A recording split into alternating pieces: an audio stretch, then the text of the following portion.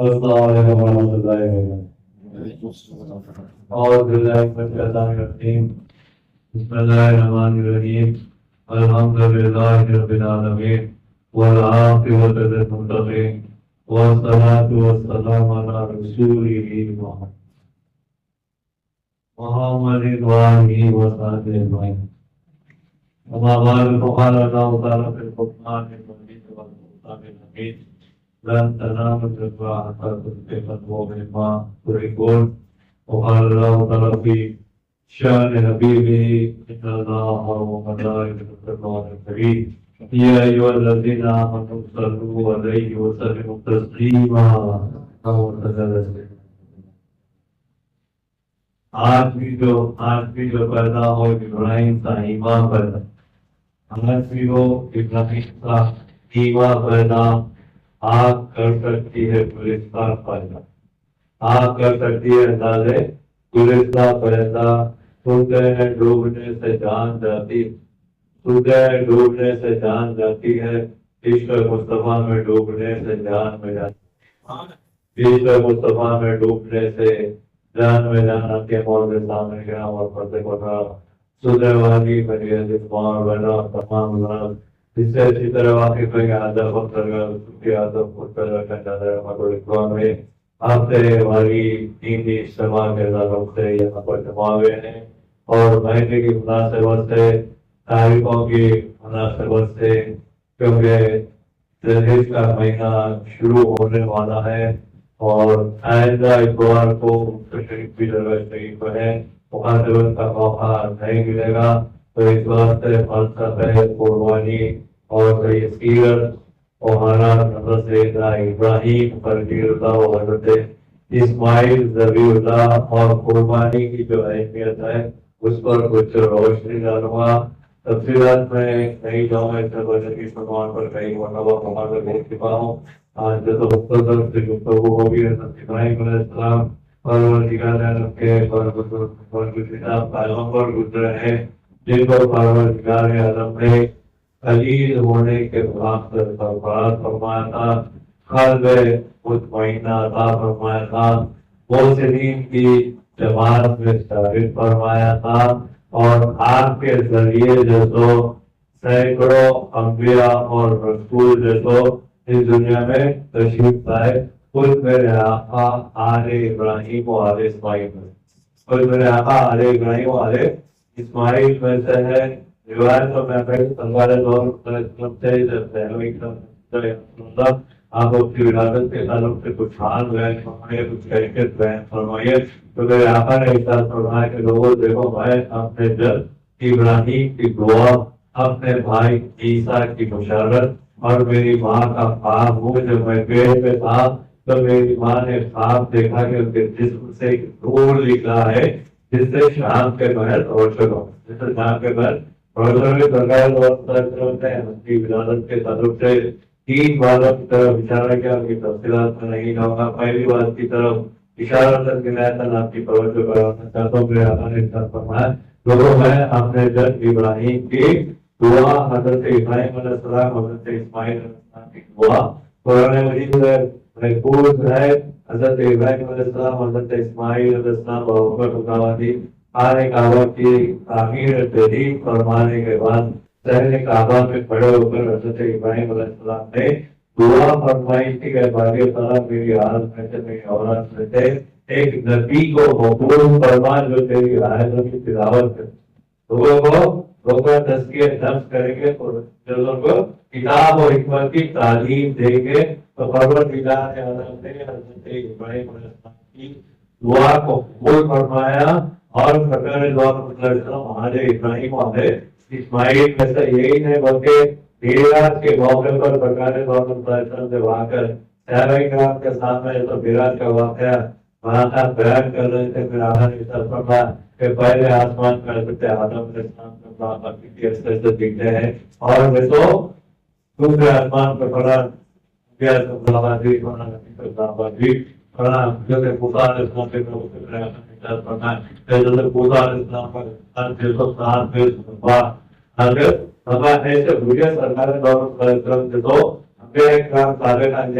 بتاتے جا رہے تھے جب حضرت ابراہیم علیہ السلام کا باری آئی تو میرے آقا خاموشی اختیار کیے تو صحابہ کرام عرض کرتے ہیں حضرت ابراہیم علیہ السلام کیسے دکھتے؟ حضرت ابراہیم علیہ السلام کیسے دکھتے؟ تو میرے آقا نے ارشاد فرمایا کہ تم اپنے پیغمبر کو دیکھ، تم اپنے پیغمبر کو، تم اپنے نبی کو دیکھ لو، یعنی سرکار کے ہم شبی حضرت ابراہیم علیہ السلام نے اور حضرت ابراہیم علیہ السلام کی صورت جسو سرکار کی صورت سے بہت زیادہ ملتے کی بات سے پرور بڑے ہی پیغمبر گزرے ہیں اور پروردگار عالم نے حضرت ابراہیم علیہ السلام اور حضرت اسماعیل علیہ السلام کو بے شمار جیسو امتحانوں آزمائشوں کی منزلوں سے گزرا۔ حضرت ابراہیم علیہ السلام بے شمار امتحان اور آزمائشوں کی منزلوں سے گزارا گیا۔ تمام امتحانوں آزمائشوں کی منزل میں حضرت ابراہیم علیہ السلام سواد تشکیل پر رہتے ہوئے کامیابی حاصل کی۔ بھائی تعالیٰ ہوتا ہے کہ ابراہیم ہم تو تمہارا امتحان لینا چاہتے تھے، ہم نے تو اس کے ذریعے تمہیں موسیقی کی جماعت میں شامل کرنے یعنی حضرت ابراہیم علیہ السلام کو پروردگار عالم نے بے شمار جیسے امتحانوں آزمائشوں سے گزارا، ان کے امتحانوں آزمائشوں کی تفصیلات میں نہیں جاؤں گا، اور یقیناً پروردگار عالم کا یہ طریقہ رہا ہے کہ ہر بندے کو پروردگار عالم ہر بندے کو پروردگار عالم مصیبتوں میں مبتلا کر کے آزماتا ہے، دیکھنے کے لیے اس مصیبت کے وقت میں جیسو اس بلا کے موقع پر جیسے بلا کے حالات میں بندے کے ہاتھ میں صبر کا دامن رہتا ہی رہے گا، میری طرف آتا یا نہ آتا، لیکن بعض بندوں کو پروردگار عالم جیسو آزماتا ہے تو ٹھیک دے کے آزم مانو غلط دے کر آزماتا ہے، عزت و وقت بچا دے کر آزماتا ہے، دیکھتا ہے یہ ہے کہ دیکھتا یہ ہے کہ اس خوشی کے حالت میں جیسو اس خوشی کے حالت میں بندہ میرا شکر ادا کرتا ہے نہیں کرتا، شکر ادا کرتا ہے نہیں کرتا، یعنی ہر بندہ مومن کو پروردگار عالم جیسو امتحانوں آزمائشوں کی منزلوں سے گزارا جاتا ہے، لیکن جس کا جیسا مقام رہتا ہے اس کو اسی طرح امتحان میں مبتلا کرے، ہر ایک کو اپنے اپنے مقامات کے حساب سے جیسو پروردگار عالم جیسو امتحانوں آزمائشوں کی منزلوں سے گزارا جاتا ہے، اور جتنا درجہ بڑا ہوتا ہے امتحان اتنا ہوا، جتنا مقام جیسو بلند ہوتا ہے امتحان بھی اتنا ہی سخت ہوتا، اتنا ہی بندہ آزمایا جاتا ہے۔ اور حضرت ابراہیم علیہ السلام جب اس دنیا میں آئے تھے تو پوری دنیا میں کفر و شرک کے بادل منڈا نمرود کی حکومت تھی، اور پوری سرزمین پر وہ بادشاہ کے سوا جیسو کوئی اور دوسرا بادشاہ اس روئے زمین پر نہیں تھا، نمرود کی حکومت چلتی تھی، اور اس کے حکومت میں جیسو بت پرستی عام ہو چکی، بت پرستی لوگ اپنے ہاتھوں سے تراشے ہوئے بتوں کی جیسو پوجا کرتے، اپنے ہاتھوں سے تراشے ہوئے بتوں کی پوجا کرتے تھے، بت پرستی عام ہو چکی تھی، شرک عام ہو چکی تھی، بھارت پوری روئے زمین پر جیسو توحید کو ماننے والا، اللہ اکبر کی صدا لگانے والا کوئی موجود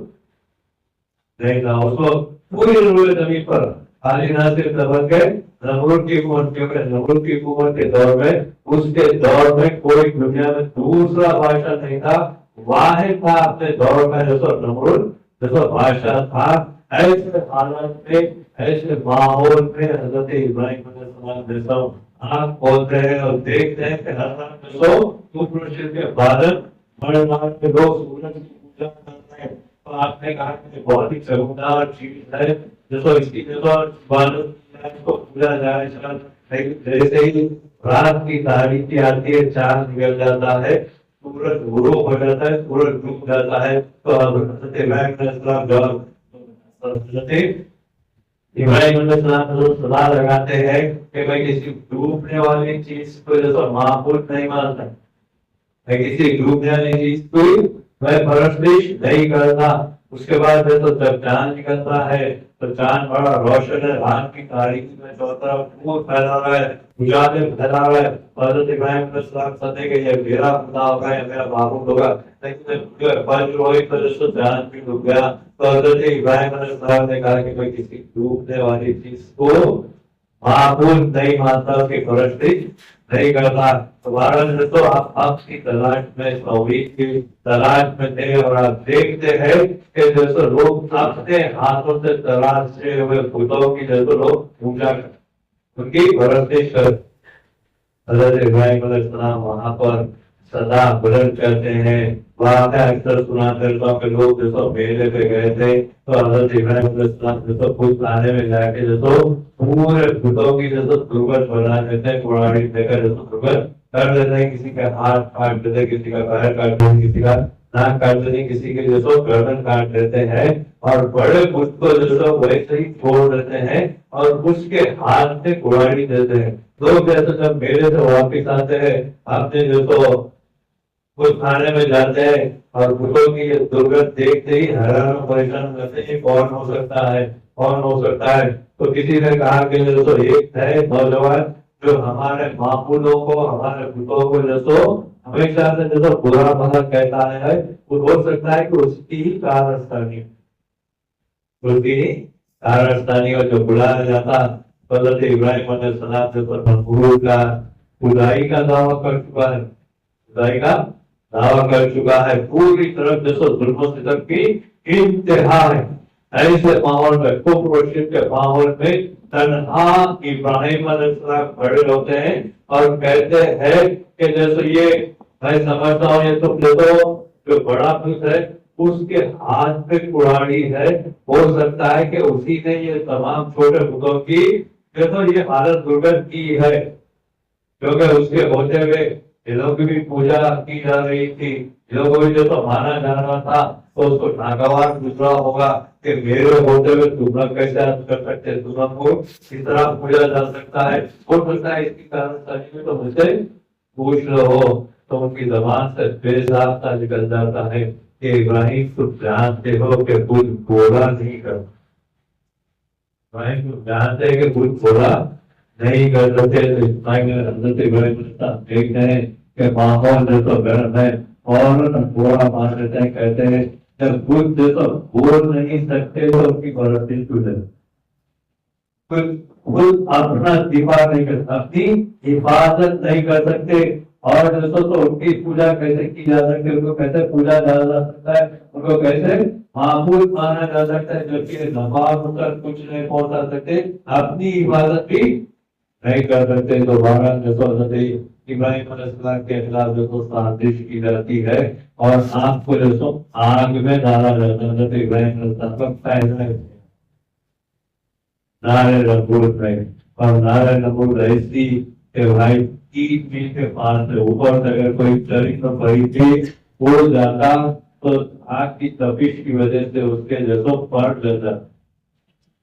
اتنی شدت کی آگ تھی، اور جبریل کے ذریعے جو سو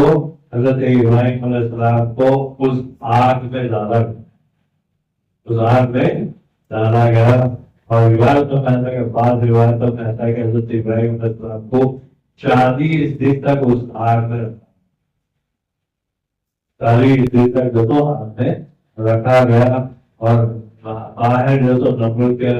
دو قوم کی قوم یہ سمجھ رہی تھی کہ 40 دن ہو چکے ہیں، اس میں تو اب تک جو جل کے پاک ہو گئے ہوں گے، اب تک جو تو پناہ ہو گئے ہوں گے، مل گئے ہوں گے، پاک میں مل گئے ہوں گے، لیکن پروردگار عالم نے اس آگ میں حضرت ابراہیم علیہ السلام کے لیے بسو جنت قائم فرمائی، جنت میں آپ آرام سے جو ٹہل رہے تھے، وہاں کا پانی پی رہے تھے، وہاں کا شہد پی رہے تھے، وہاں کا جو دریا سے جو آپ استفادہ حاصل کر رہے تھے، بڑے اطمینان کے ساتھ جو آپ جیسو آگ میں جیسو محفوظ تھے۔ 40 دن کے بعد جیسو جب آگ کو بجھایا گیا تو حضرت ابراہیم علیہ السلام ٹہلتے ہوئے آتے ہیں، ایسے ٹہلتے ہوئے آتے ہیں جس طرح کوئی چمن میں ٹہلتا ہے۔ اس کے بعد حضرت ابراہیم علیہ السلام کو جو تو شہر بدل کر دیا جاتا ہے، آپ جو تو شہر سے دور آ جاتے ہیں، اور آپ جو تو آپ کی زوجہ، سب سے پہلی زوجہ بیوی سارا سے آپ کا جو تو نکاح ہوتا ہے، اور آپ کی بیوی سارا کی ایک بہن بھی تھی، بیوی ہاجرہ، جو حضرت ابراہیم علیہ السلام کے جیسو ہجرت میں جیسو آپ کے ساتھ، آپ کی بیوی کے ساتھ بھی جیسو ساتھ ساتھ جو تو تیوار حضرت ابراہیم علیہ السلام کو مختلف منزلوں سے جیسو گزارا گیا ہے، یہاں آزمائشوں کی منزلوں سے جیسو گزارا گیا، اس کی تفصیلات میں نہیں جاؤں گا۔ حضرت ابراہیم علیہ السلام 86 سال کی عمر شریف ہو چکی ہے، دعا کرتے جاتے ہیں، ابتدا کرتے جاتے ہیں کہ اولاد کا چراغ اب تک جو روشن نہیں ہے۔ 86 سال کی عمر شریف میں بیوی سارا کے مشورے پر جو سو حضرت ابراہیم علیہ السلام جو سو بیوی ہاجرہ سے نکاح کرتے ہیں، اور ان کے بدن سے جو سو ایک نور نظر حضرت ابراہیم علیہ السلام کے لب سے دیگر نور نظر حسین اور جمیل صاحبزادے تولد ہوتے ہیں، جن کا نام جو سو اسماعیل رکھا، اسماعیل رکھا گیا۔ اور حضرت ابراہیم علیہ السلام کے بہت ہی شہید جیسو صاحبزادے تھے، ایک دوسرے تھے، اور بڑے حسین اور جمیل تھے، بڑے جیسو پھر پروردگار جیسو دیکھتا ہے کہ ابراہیم کے دل میں میری محبت ہے یا محبت فطری غالب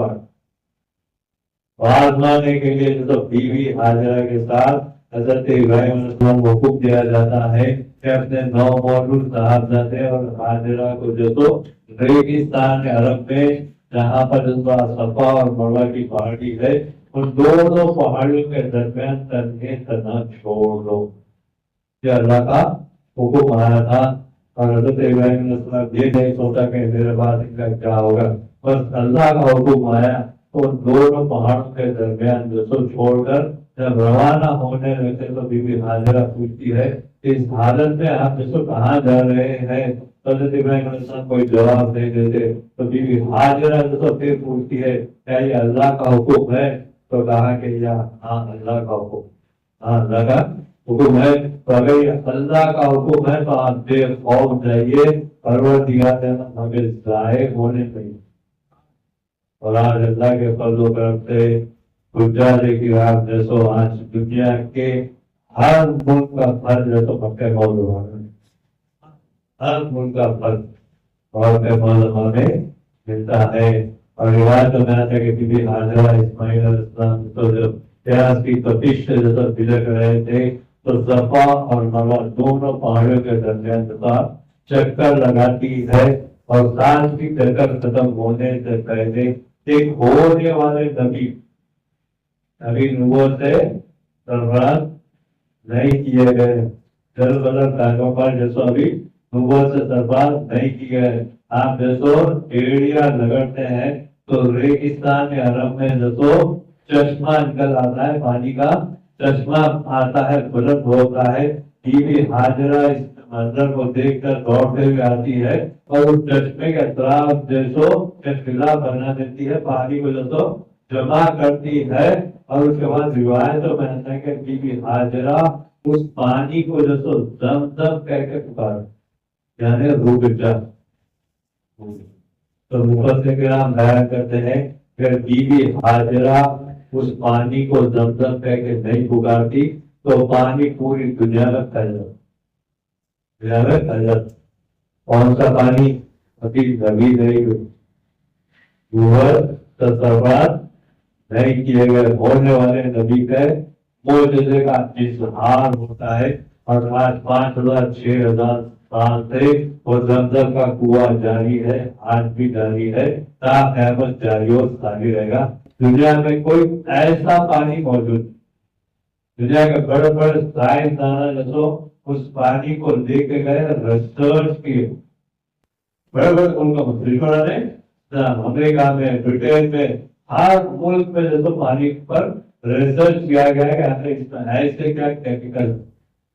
ایسے کیا بیکٹیریا ہے جو ہر مرض کی شفا ہو، ہر مرض کی شفا موجود ہے۔ کون سا پانی ہے جو ابھی نہیں پانی ہے؟ آج پچاس گرام ہزاروں اور لاکھوں کی تعداد میں جاتے ہیں، اور عمرے کے لیے بھی جیسے روزانہ ہزاروں لاکھوں کی تعداد میں لوگ آتے ہیں. لوگ وہاں پر پانی بھی پیتے ہیں، وضو بھی کرتے ہیں، پانی نہاتے بھی ہیں. لاکھوں کی تعداد میں لوگ روزانہ استعمال کرتے ہیں. اس کے باوجود بھی وہ چشمہ ختم نہیں ہو، خوش نہیں ہو. آج بھی جاری ہے، قیامت تک جاری ہو، جاری رہے گا. اور جو سو پروردگار عالم نے بی حاضرہ کی اس ادا کو حج اور عمرے میں شامل ہو. ہر حاجی پر، ہر عمرہ کرنے والے پہ یہ لازمی ہے کہ صفا اور مروہ کے دو پہاڑیوں کے درمیان جو سو دوڑے کرنے کے واسطے اپنی ایک مقرر بندی کی سنت کو جاری و ساری رکھنے کے لیے قیامت تک یہ سلسلہ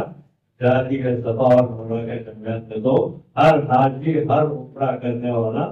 دوڑ لگاتا ہے. اور جو اس کے بعد حضرت ابراہیم علیہ السلام کچھ چلے جاتے ہیں، اس کے بعد بعض روایتوں میں آتا ہے کہ حضرت اسماعیل علیہ السلام کی عمر شریف 11 سال ہوئی یا 13 سال ہوئی. اس اسنا میں حضرت ابراہیم علیہ السلام آتے جاتے تھے، لیکن پھر بھی جیسو جب حضرت اسماعیل علیہ السلام جوانی کی دہلیز پر قدم رکھ رہے تھے تو پروردگار عالم نے پھر حضرت ابراہیم علیہ السلام کو حکم دیا کہ اپنے لفظ اپنے نور کو اپنے ہاتھ سے چھپا کرو. 3 دن مسلسل آپ بدلائے صبح کا بیان کرتے قبضہ کا خواب بھی وہی کا نظر.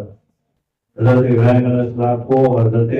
اسماعیل علیہ السلام کی قربانی جو بول کے گئی وہی نازل نہیں ہوئی،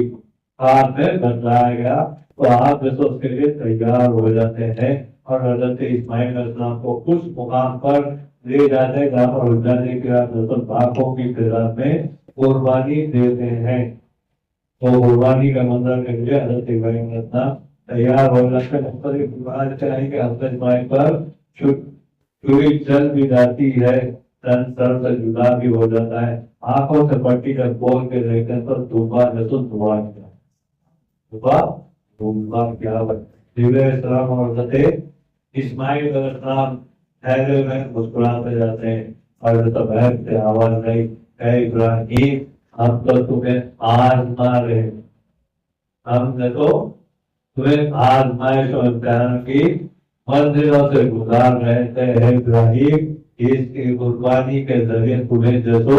موسیقی کی جماعت میں شامل کرتے ہیں. اس قربانی کی ضرورت نہیں ہے، جو قربان آیا ہے اس کو لو اور اپنے فرزند کی بجائے اس کی قربانی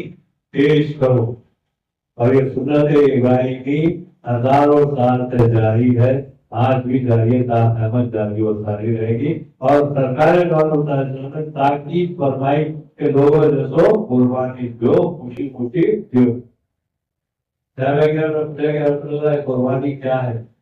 جس سے ہم کو ملنے والا کیا ہے؟ تو میرے آقا نے ساتھ فرمایا کہ یہ قربانی تمہارے جد ابراہیم کی سنت، اور اس سے ملنے والا کیا ہے تو سنو کہ قربانی کے جانور کے جسم پر جتنے بال ہے ہر بال کے پروردگار نیکی عطا فرمائے. قربانی دو، خوشی خوشی دو. اور جو قربانی دینے کی استطاعت رکھتا ہے اس کے باوجود بھی قربانی نہ دے تو وہ بہتر ہے کہ ہماری عیدگاہ کو نہ اپنا مسئلہ الگ کر دے. فارن پر پہ بہت آتے رہتے ہیں، بعض لوگ ایسے بھی کہتے ہیں کہ پورے گھر کی طرف سے جیسو یہ قربانی دی جائے تو کافی بات ایسی نہیں بھائی. جس جس پر واجب ہے اس کے لیے ضروری ہے کہ قربانی دینا واجب. اب قربانی دینا کس پہ واجب ہے؟ جو صاحب نصاب یعنی صاحب نصاب سے مراد یہ ہے جس طرح زکات کا معاملہ ہے، ہر صاحب نصاب مسلمان کو 40 میں سے ایک حصہ سال میں ایک مرتبہ نکالنا ہے. لیکن جیسو زکات کے لیے 1 سال کی شرط، مال پہ جیسو 1 سال کا گزر ہو جائے، 1 سال ہو جائے تو اس پہ جیسو زکات واجب ہے. لیکن زکات جیسو قربانی میں یہ معاملہ نہیں ہے کہ وہ عید کے دن بھی جیسو صاحب نصاب ہو جائے تو اس پہ قربانی واجب، اس پہ قربانی واجب ہے. تو ہر صاحب نصاب مسلمان پر جو سو قربانی واجب ہے. گھر کی ایک طرف سے نہیں بھائی، تمام کی طرف سے جو جس جس پر واجب ہے ان کی طرف سے ادا کرنا لازمی ہے، ضروری، لازمی ہے، ضروری ہے. اور میرے آقا نے ارشاد فرمایا کہ قربانی دینے والے بہتر ہے کہ اپنے ہاتھ سے قربان. کیا یہ نہیں ہو سکتا تو کم از کم جیسو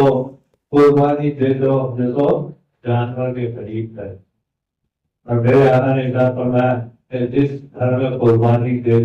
جاتی ہے اس مقام پر پروردگار عالم کی رحمتیں برکتیں